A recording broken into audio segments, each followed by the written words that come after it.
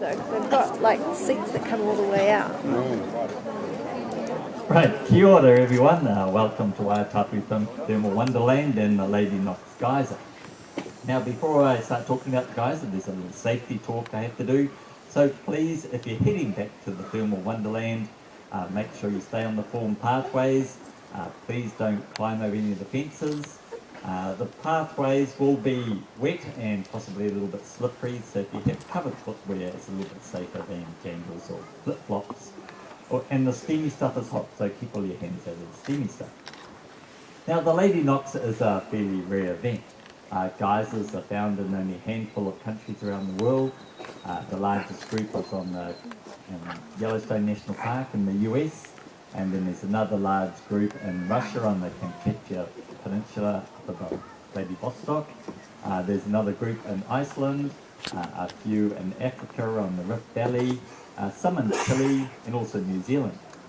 And in the early 1900s, there were around 150 geysers in New Zealand.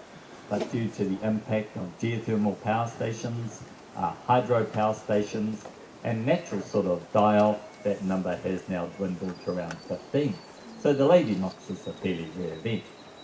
It was actually discovered in the late 1800s by prisoners from New Zealand's first open prison farm, which was based in the trees in the back here. Prisoners were employed clearing the local land for forestry and also upkeep of local paths and roads. So as you can imagine, that was a fairly dirty job, and the prisoners lacking any hot water back at the prison, they used to come down here and wash their clothes and themselves in the hot pools and hot streams around here.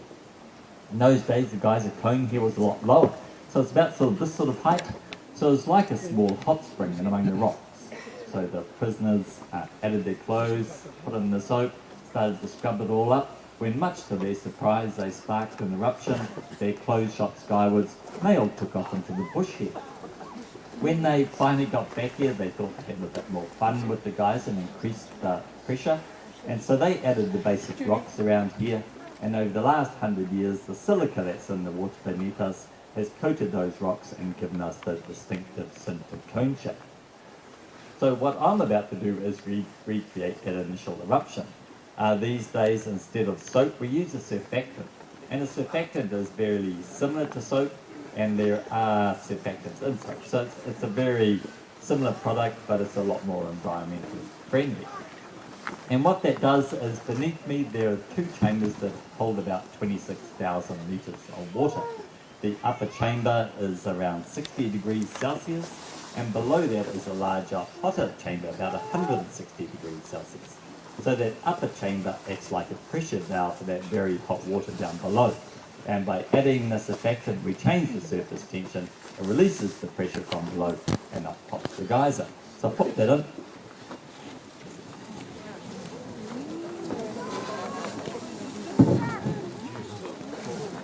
Steam's a little hot. So before you all go, ooh, it's not a real geyser, it still would erupt without us adding it. It has a cycle of somewhere between 24 to 72 hours. So very slowly, that really hot water from below would heat that cooler water above till the pressure equalised naturally, up would come the geyser. So by using the surfactant, we just get to interrupt its natural cycle and everyone gets to see it. It is quite hard to tell how long it takes for the main eruption after we add it. Yesterday I think it was about 2 or 3 minutes, and the day before was about 10 minutes. So I vary the rest of my talk accordingly and run away if I have to. It might be a little bit quicker today. The geyser is named after Lady Constance Knox. She was the daughter of the then Governor of New Zealand, Lord Ranfurly. He was down visiting the area in 1903, and Lady Knox came down here, christened the geyser and induced it herself. It's been induced daily now since the 1930s, so the last 80 or so years, and it's still playing as strong now as it did then.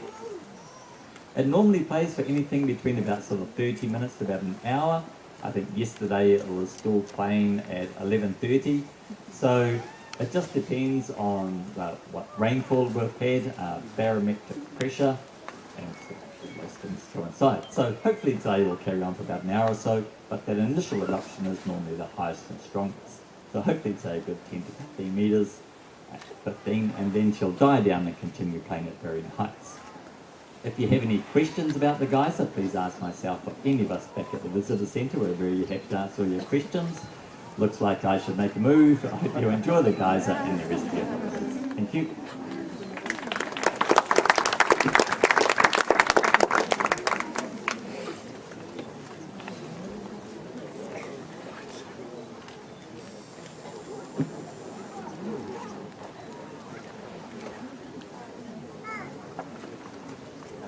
My battery's run out.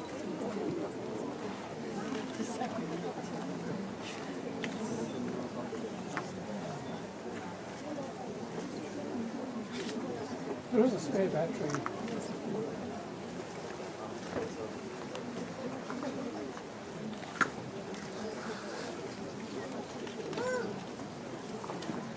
Here we go.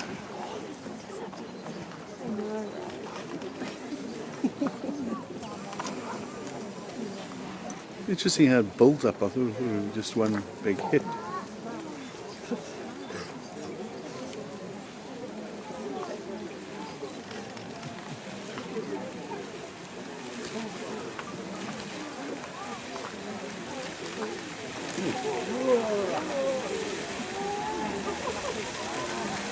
We're away. There we go.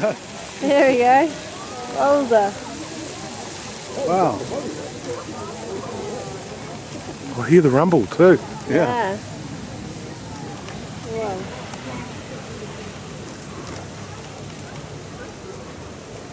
Cracking. That goes on and off for an hour.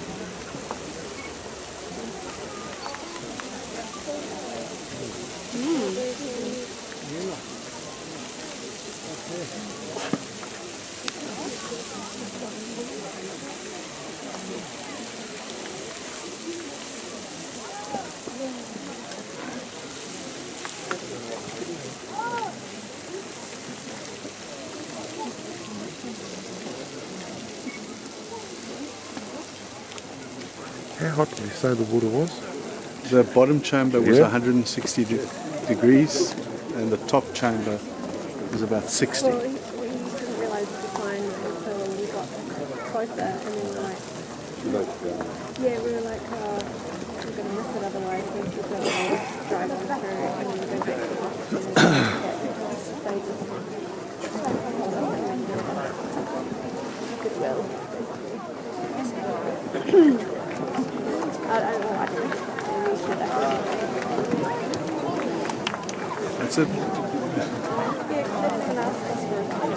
I think it's the same guy that was talking was the guy that was doing it. Yeah, so he probably needed to be here and do his